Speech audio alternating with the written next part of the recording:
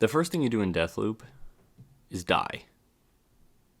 When Colt wakes up on a beach after what seems like a hard night, he doesn't know where he is. He doesn't know where to go. He just had a dream where someone named Juliana killed him. The player takes control of Colt shortly after he wakes up.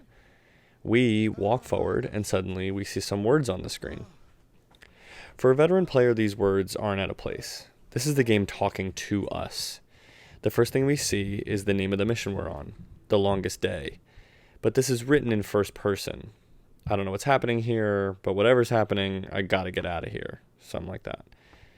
It also gives us some controls. L3 is how we run and dodge when moving sideways or backward. Typically, when words appear on the screen, the game is speaking directly to the player, not to the character you're controlling. Something like to jump, press X or A or whatever the Nintendo one is, doesn't feel out of place on the screen when you're starting a new game. While many players will automatically and instinctually know that the bottom button is how you jump, especially if they've played a first-person shooter before, it's important that the game tells the player how to use the controls of the game. As we walk forward, the only way we can go, we are met with more and different words. Break the loop. Except this time... Break the loop? You gotta be kidding me. Nope, that's there. I'm seeing it. Ah, man. Colt acknowledges that he can see the words on the screen too. This time the words are speaking to Colt. He is meant to break the loop. Of course, he can't really do that without help from the player, can he?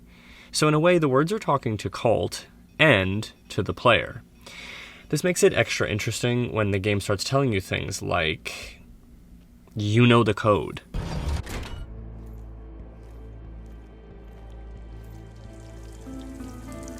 Son of a... I don't know any damn code. Yo, hello? What the... We, the player, do not know the code. And therefore, Colt doesn't know it either. He says that. Colt says, I don't know the code. He echoes our thoughts here. Colt doesn't know the code without the player knowing it too, or at least if he did know the code, it would be something that the game would have to take care of in that moment. What I mean by this is that the player could not input the code without knowing it, and therefore an experienced gamer would expect the game to show us a cutscene here where Colt did know the code. So if Colt suddenly knew the code, it would feel weird as a player. We'd be like, wait, why did they make that a thing if Colt just knows it? The problem here is that Colt knowing the code somehow and doing it without us would suck. But why? To answer that question, I'm going to use James Paul G., who is a video game scholar, and I'm going to use what he calls projective identity. When a player loads into a game, they are taking on the identity of the character they are controlling, even if that character is created by the player, like in Baldur's Gate or some other fantasy game where you make the character you want. However, in many games, including Deathloop, you're taking over a character who already exists in the world of the game.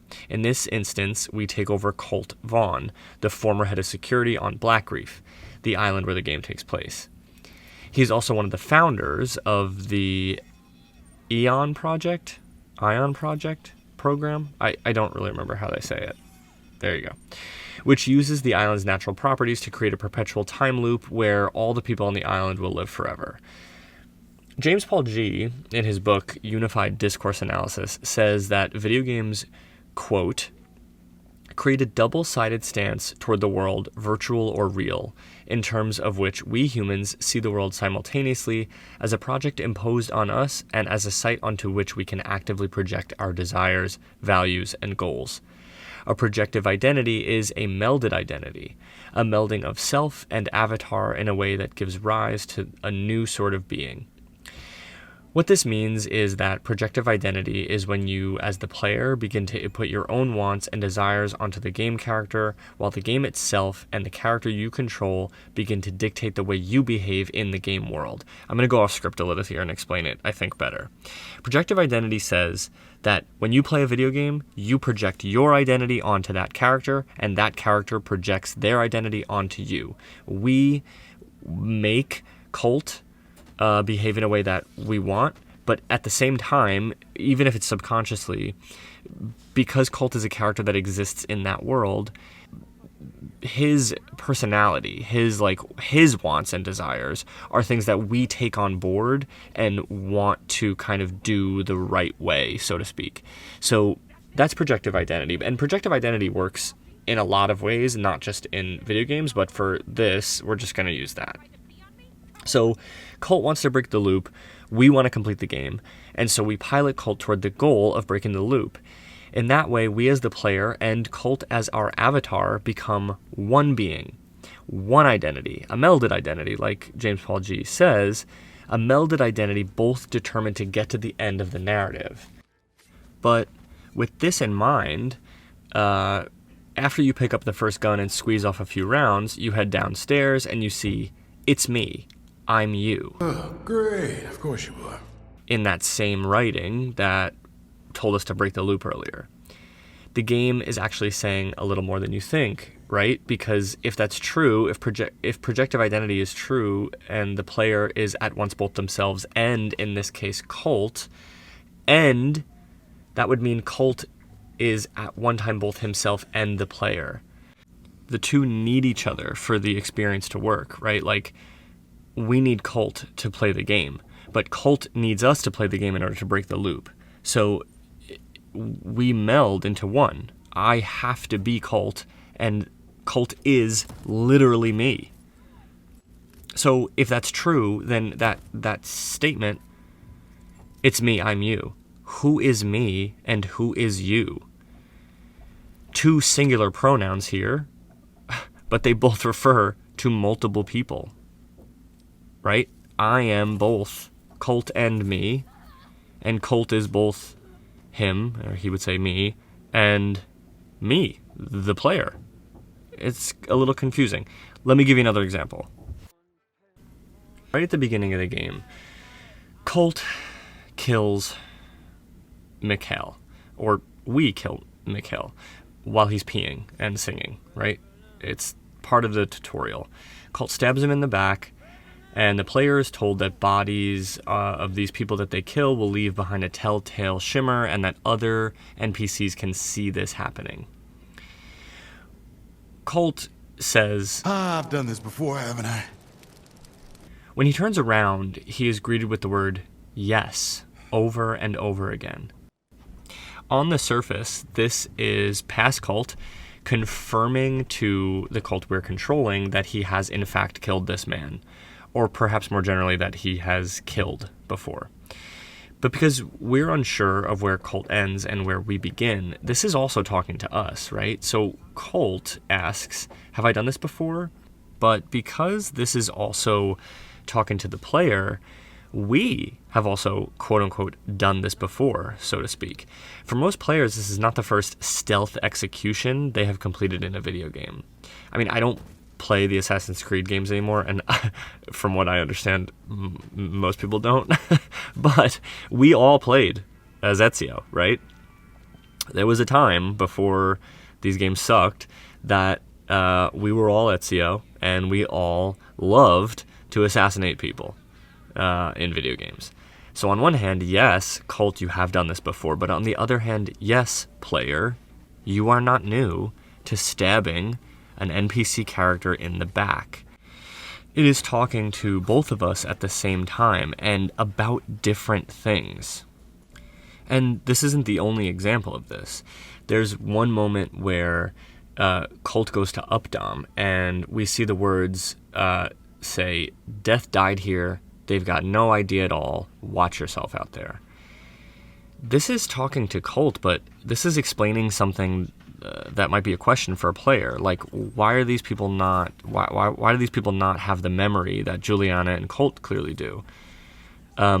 Another example is when Colt is, it's in the complex, I think it's called, and he's trying to get into this room, and there's a thing, something you can hack, and on the wall it says hack me, hack me, hack me. This is talking to the player, but these words are not meant to be for the player, right? Like in the story of the game, these are for Colt. In the story of the game, these things are talking to only Colt. But because of projective identity, they are not. They're talking to the player too.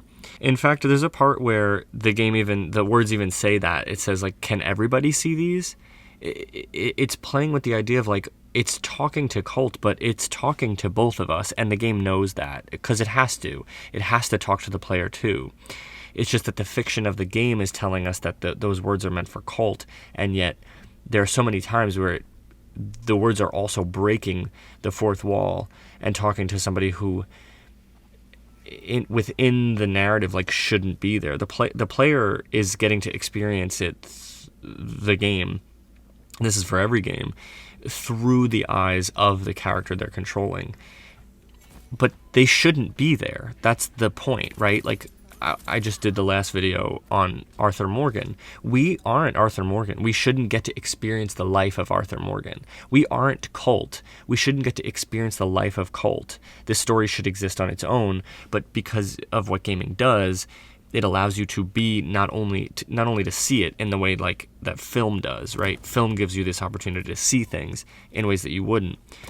Games give you the opportunity to not only see them, but to be them, right? So I'm not just watching Colt, I am Colt.